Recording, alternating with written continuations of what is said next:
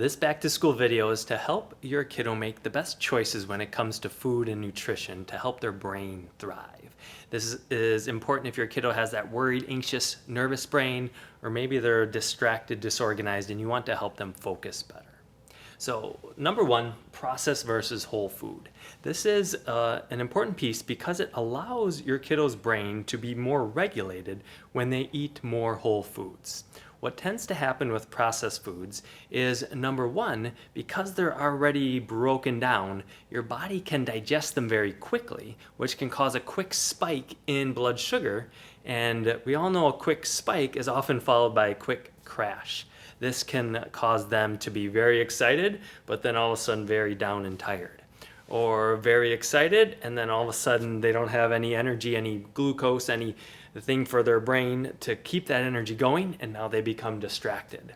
Sometimes when we feel real excited and we crash, then we get more moody and grumpy and angry afterwards. So the more whole foods your body takes in, the more consistency we see your brain when it comes to being regulated. Number two is when a food is more processed, it often tends to have more dyes or artificial preservatives, flavors, colors added to it. In the UK, they actually have a requirement that if a food has artificial dyes in it, it has to have a disclaimer on the label saying this food may cause attention issues in children because they've found such a close correlation. So things like red number 40, anything you see on that label that isn't natural can cause the brain to be more stressed. We have some families in our office who say, yep, if my kiddo eats a certain dye, you see their behavior just escalate. The last piece then is what can we do to support our body internally? Probiotics are really good for overall nutrition because they're those good healthy bacteria in our gut. What they do is, one, they boost our immune system. So as your kiddo's going back to school, they can have a more robust response to the new bugs they're exposed to. But number two is probiotics in a healthy gut allow less inflammation in the gut, which research has shown creates less inflammation in the brain.